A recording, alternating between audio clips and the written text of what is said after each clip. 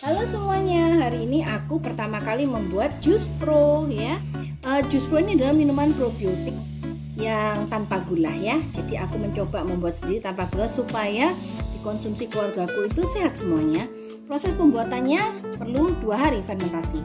Nah, hari ini karena ini pertama kali pengalamanku, aku akhirnya mengundang temanku yang sudah lebih berpengalaman ya. Siapakah dia? Mari kita lihat videonya.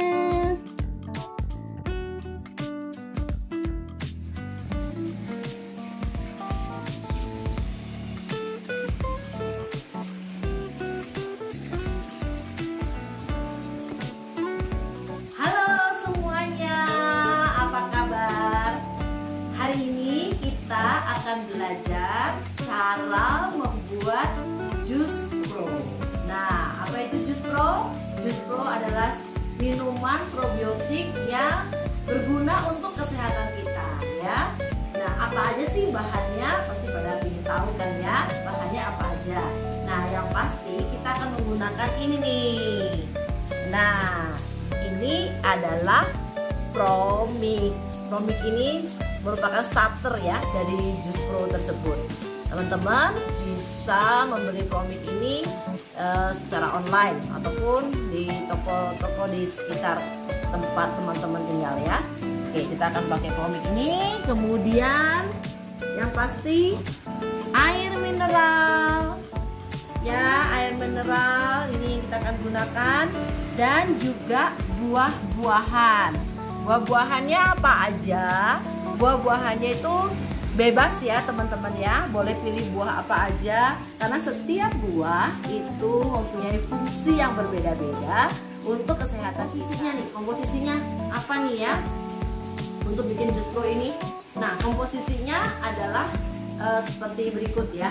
Kalau kita menggunakan airnya 1 liter, maka Promiknya hanya 40 ml atau 40 cc saja, dan buahnya kurang lebih 200 gram ya, bukan kilogram loh ya, 200 gram. Nah, ini udah ditaker. Hari ini kita akan buat 3 liter ya, jadi udah ditaker 3 liter. Kemudian ini juga Promiknya sudah ditaker sebanyak 120 cc ya. Sekarang buahnya apa aja nih? Ada belimbing ya. Nah, ini belimbingnya. Kemudian ada daun mint juga, ada nanas, ada lemon, ada jeruk, dan juga ada serai ya. Ini udah ditimbang tadi kurang lebih karena kita buat 3 liter ya, jadi ini kurang lebih 600. Nah, tempatnya apa aja sih? Wadahnya kan bebas ya teman-teman ya, boleh plastik kayak gini. Kalau ini kan memang agak sedikit ya karena mulutnya kecil, tapi kalau mau pakai yang kayak gini nih, toples gitu ya, toplesnya gede, mulutnya gede kayak gini, nggak apa-apa. Tuh, toplesnya kaca, toples kaca pun nggak apa-apa karena fermentasinya hanya 2 hari saja. Tidak usah kedap, maksudnya nggak rapat pun nutupnya juga tidak apa-apa, tetap jadi jus pro-nya. Betapa gampangnya ya. Yuk kita sekarang buat jus pro-nya ya. Kita potong kecil-kecil karena kebetulan ini tempatnya, wadahnya yang digunakan itu mulutnya agak kecil ya. Jadi untuk memudahkan memasukkan ya, kita harus memotong buahnya kecil-kecil.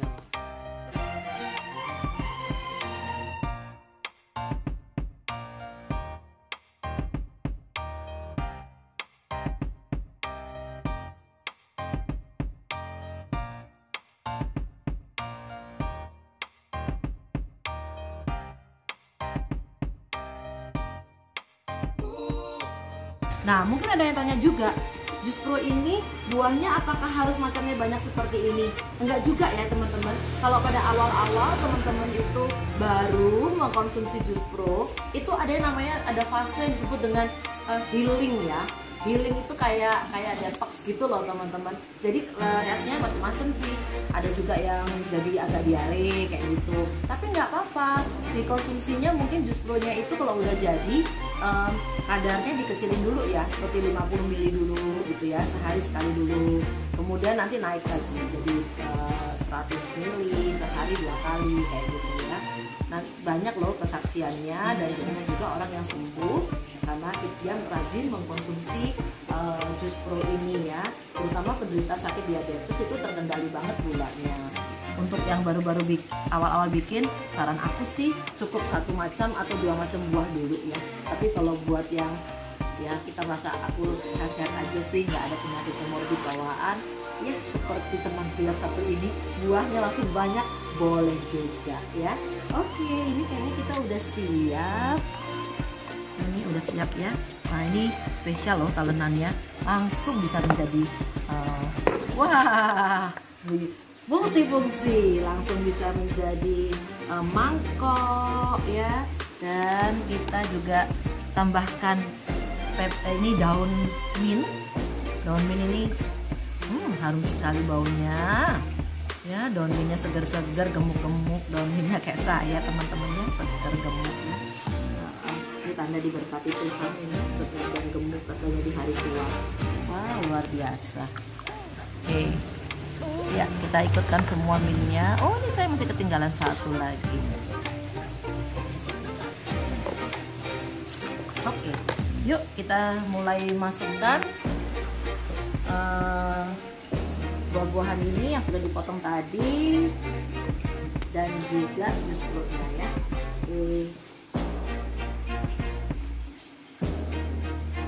Nanti dalam prosesnya, kalau kadang-kadang kita merasa kok ada kayak putih-putih ya, semacam jamur seperti itu, nggak apa-apa ya, nggak apa-apa, itu baik, masih tetap baik.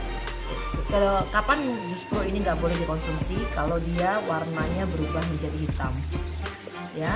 Nanti rasanya bagaimana? Ini nggak ada kandungan gula sama sekali ya teman-teman, jadi otomatis di sini nggak ada rasa manis ya. Manisnya tuh hanya dari buahnya saja ya, lebih asam. Nah, teman-teman, nggak cuman buah-buahan aja. Kalau kalian juga ingin menggunakan bunga telang, itu bisa ya. Cuman bunga telang itu biasanya kita harus rebus dulu kan dengan air. Nah, tapi airnya kan kalau air panas jangan langsung digunakan ya. Kita dinginkan dulu. Setelah direbus bunga telangnya dengan air, kita dinginkan, kita saring ya.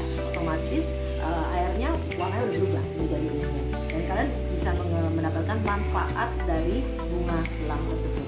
Wah, ini udah jadi nih, udah selesai ya. Udah selesai. Wah, udah selesai, udah tinggal ditutup aja. Tapi jangan lupa juga kita pasang stiker mungkin ya, tanggal berapa kita membuatnya supaya kita tahu. Nggak lama-lama, cuma 2 hari aja. Nanti buahnya ini akan tenggelam, tapi kemudian akan naik lagi biasanya setelah 2 hari. Ya, itu aja cara buat jus pro minum probiotik setiap hari. Nah, kalau udah 2 hari, udah siap untuk dipanen, kita pisahkan antara jus pro-nya dengan buah-buahan ini. Jangan lupa buah-buahan yang sisa ini, ampasnya bisa di blender dan kalian bisa gunakan untuk masker atau lulur ya, dan khasiatnya banyak banget. Kalau enggak, kita juga bisa jadiin pupuk. Gitu aja. Oke, selamat mencoba.